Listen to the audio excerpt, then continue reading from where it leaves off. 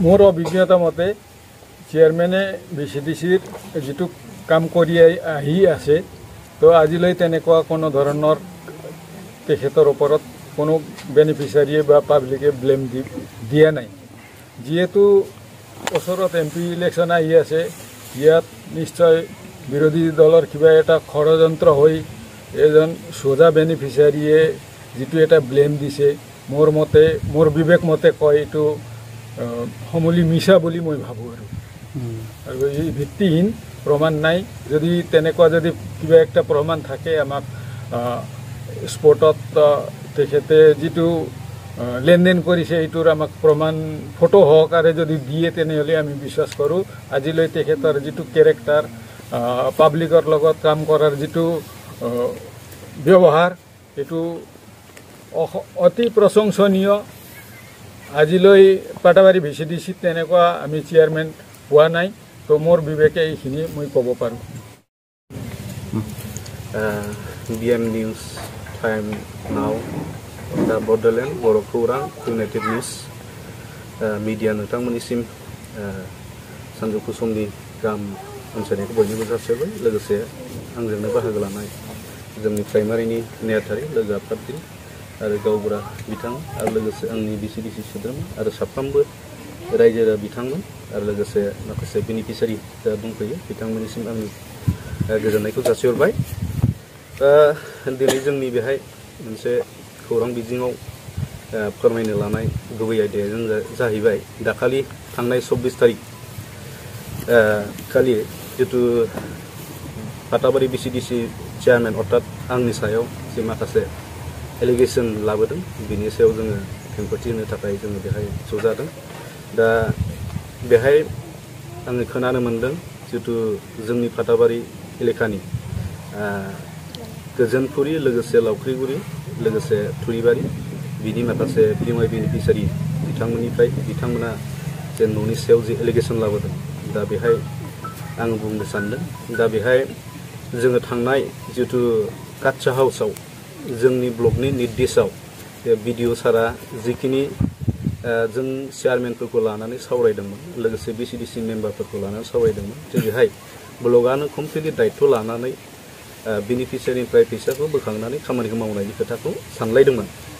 नाथाय बेहाय जोङो जिखिनि माने ब्लकनि निर्देशआव जों खामानि मावदों बियो बुंनो थांबा पेन्डिंआनो गैला दा जोङो सेकेन्ड किस्तिसिम खामानि मावनानै होदोंमोन दा बेहाय सेकेन्ड किस्ति मावनाया अलरेडि जोब्बाय जों थार्ड किस्ति खेबनानै होबाय किन्तु बे फैसा गावबा गावनि आखायाव दङ जों बेखौ दांनाय जायाखै जोङो सासेल' बेनिफिशियारिखौ दांनाय जादों जाय बेनिफिशियारिया खुनु मेगन नुवा खानि मानसि आरो बेखौ जोङो ट्रिटमेन्ट खालामगासिनो दङ नाथाय बेखौ जोङो फैसाखौ बख'नो हायाखै बिनिखौ खारन बेखौ जोङो लांनो उसुबिदा दा बेखौ आङो गावसोरखौनो मावनो थिनदोंमोन नाथाय बियो बुंदों मादैया ओहो आंनि फिसालाफ्राबो माने थिग नङा थाखा फैसायाव नोंनो दायित्व लानानै न'खौ फोजोबना होनांगौ दा बे हिसाबै जोङो मेम्बार जा दीपक दङ बिथां जों जयै बेखौ मावनो होनो दायित्व लादों बेखिनि दायित्व बाखि जिखिनि सासे जोंहा रुबिराम नार्जारी होननाय सासे बेनिफिशियारि दं आवास प्लासनि बिथाङा न' खेबनायनि खोथायाव बुंदों दा बिथाङा जोंखौ 5000 एग्रिमेन्ट खालायबासो न'खौ खेबगोन होननानै बुंदों नाथाय बे नङा एग्रिमेन्टआ जाहैबाय जाय बेनिफिशियारिया माने नैबेहाय लिरनाय दङ बियो मोनसे कर्टनि दलिल बियो जोंनि ब्लकनि निर्देश मथे सरकारि मोनसे निर्देश मथे जों बेहाय जायफोर बिथांमोना न'खौ लुगोन बेनिफिशियारिया जुदि बिथाङा न' लुफुंनाय थानाय समाव माने न'खौ जुदि कमप्लिट खालामनो हायाब्ला आङो जुदि न'खौ लुफुंना लानो हायाबा सरकारनि निर्देश मथे 3 मासआव जुदि आं हायाब्ला नैबे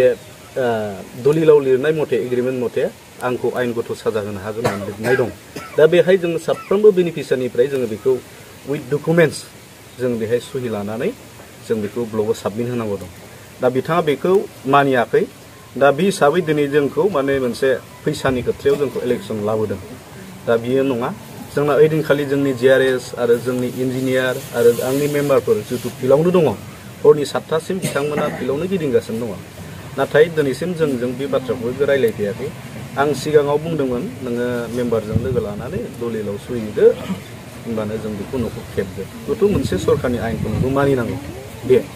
बेहाय गुबुन जेबो बाथ्रा गैया दा बेहाय माखासे हयथ'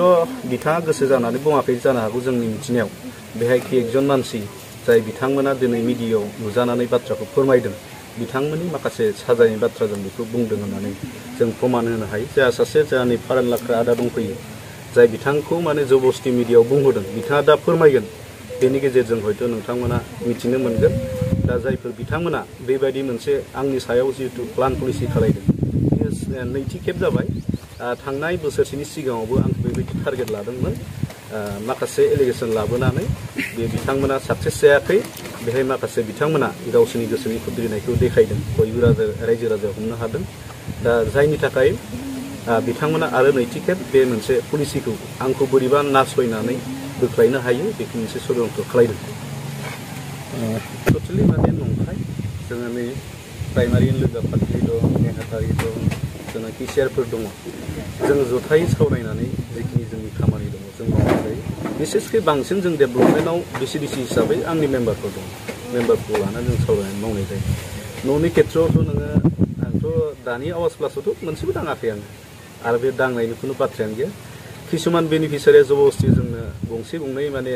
आं हाथारा आं बोरै मावनो होननानै होदोंमोन दा बे हिसाबै आं गंनै मावनो होदों बेबो जोब्बाय मालाखायाव जोबदों जोंहा सानैसो मेम्बार मावदों बिथांमोनाबो फ्राय जोबनाय लामायाव दं आरो दा बेबायदि खुनु जेबो गैया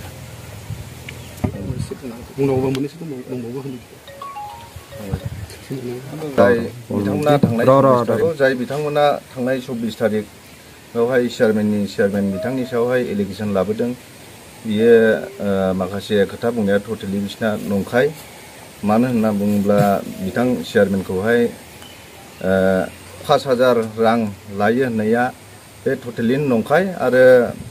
माखासे बिथांनि सायाव एलिगेसन लाबोदों गावनि गोसो बादि मावो बे खिन्थु चेयारमेनजों जों प्राइमारिनि मानसिफोरजोंहाय जों बडिनि मानसिफोरजों बिथाङा जेब्लायनो नांगौ होमब्लानो जों जयैनो सावरायलायनानै माखासे डेभेलपमेन्टनि खामानियाखौहाय मावलायनाय जायो आरो खुनु सासे चेयारमेन बिथाङा बे गोसोबादि मावदों होननाया बे नङा आरोखि बे टटेलि नंखाय आरो जाय बिथांमोना कारापसननि खोथा बुंदों बे कारापसननि खोथाखौथ' आरो मा बुंनो जोंनि प्रमद बर' सार दैदेननाय जाय सरकारखौहाय गोजोन सरकार दानो थाखाय गोजोन सुबुंनि मोन्थायनि थाखायहाय जाय सरकारखौ सालायबाय थादों खुनु कारापसन गैयाजासे दा सोरबा बिथांमोननो सोरबा पाब्लिक रायजो राजाफोरनो न'खर नों माबा मोनसे रां रुफाजों नों बिलाइनांगौ जायोब्लाथ' कारापसनखौ खालायनो निस्सय जागोन बेनिखायनो जोंनि ब्रह्म बर' दैदेननाय सारा खुनु कारापसन गैयाजासे दैदेनगासिनो दं आरो खुनु चेयारमेन बिथाङाबो कारापसननि खोथानो फैया चेयारमेन बिथांखौ बिबाननिफ्राय बोख्लायनांगौ होननानै बिथांमोनाथ' चेयारमेन बिथांखौ बिबाननिफ्राय बोख्लायनांगौ होनदों ओइदिनखालिथ' जोंनिया 24 तारिख ओइदिनखालि जोंहा मोनसे गभर्नमेन्टनि मोनसे प्रग्राम बा पेट्रलियाम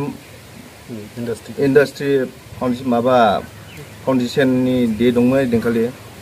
जोंनि प्राइमारिनि मानसिफ्रा प्रेसिडेन्ट सेक्रेटारि जों बयबो प्राइमारिनि मेम्बारफोर रायजो राजाफ्रा ओइदिनखालि सिङावसो दंहैयो जों बिथांमोनखौ आसरितसो नांदों बेहाय बे ओइदिनखालि बिसोरो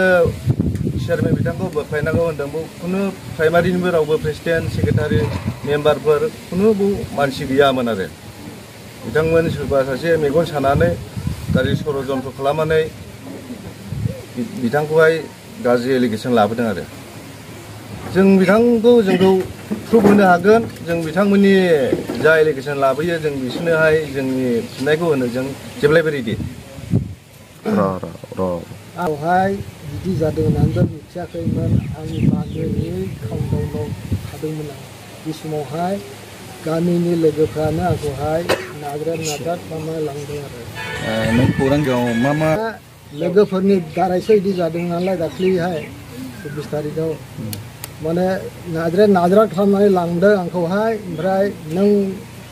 थांनानै रायलायहै होनना बुंनायावसो आं बायद'था जादों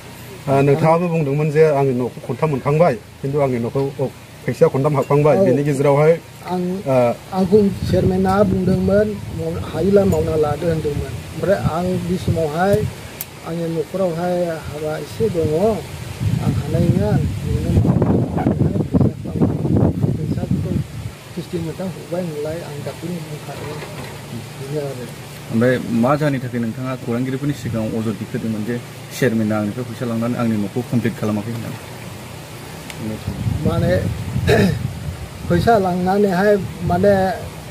मिस्ट्रिफोरनि माबायावसो बिदि जादों आंथ' मिथिया मिस्ट्रिफोरनि दारायावसो बिदि जादों आरोखि ओमफ्राय मिस्ट्रिफ्रा फैदोंबोमोन फैनानैहाय दा बेलार कामासो होनना बुंनां थांबाय ओमफ्राय दा ओरैबो दङ आरोखि बाखि कमप्लिट जानो ओहो एखे लोगोफ्रानो एखेबारे नाजा खालामलांनायानो आं बे जायगायावहाय मिथिया आरो मा लिंलांखोरा मा लिंखो